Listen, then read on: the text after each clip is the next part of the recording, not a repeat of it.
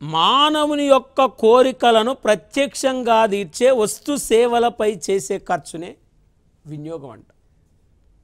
మానవుని యొక్క కోరికలను ప్రత్యక్షంగా తీర్చే వస్తు సేవలపై చేసే ఖర్చునే వినియోగం అంటాం.